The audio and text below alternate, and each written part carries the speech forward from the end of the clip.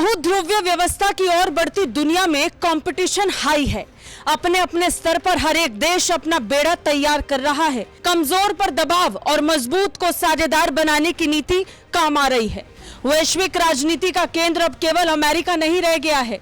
चीजें अब तेजी से बदल रही हैं।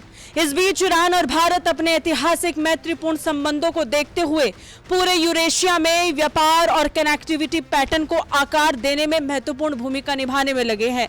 हालांकि दोनों देशों के आर्थिक संबंध भू राजनीतिक विकास से प्रभावित हुए हैं। विशेष रूप से ईरान पर लगे अमेरिकी प्रतिबंधों के बाद से भारत के साथ तेल व्यापार लगभग बंद हो गया है। बहरहाल दोनों देश अपने व्यापार और निवेश संबंधों को बढ़ाने के लिए प्रयास कर रहे हैं। इस बीच खबर है कि ईरान ने जोर देकर कहा कि भारत तेहरान के साथ राष्ट्रीय मुद्राओं में व्यापार फिर से शुरू करना चाहता है। जैसा कि कच्चे तेल की खरीद के मामले में नई दिल्ली मॉस्को के साथ आगे बढ़ रही है।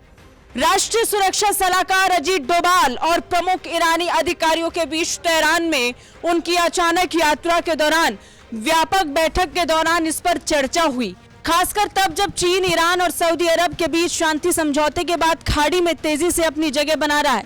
इस बीच ईरान के सर्वोच्च राष्ट्रीय सुरक्षा परिषद के सचिव अली शामखानी ने भारत के साथ व्यापार में रियाल और रुपया का इस्तेमाल बढ़ाने का आह्वान किया। बैठक के दौरान डोभाल और शामखानी ने भारत ईरान संबंधी आर्थिक, राजनीतिक और सुरक्षा मुद्दों के साथ क्षेत्रीय और अंतर्राष्ट्रीय विकास पर चर्चा की। उन्होंने कहा, भारत ईरान रिश्ते किसी भी अन्य देश के खिलाफ नहीं है और तीसरे पक्ष की इच्छा से प्रभावित नहीं होते हैं। वैश्विक और क्षेत्रीय विकास ने ऊर्जा, परिवहन जैसे क्षेत्रों में दोनों देशों के बीच बातचीत को मजबूत करने की बेहतर स्थिति बनाई है। इसमें पारगमन, प्रौद्योगिकी और बैंकिंग भी शामिल है।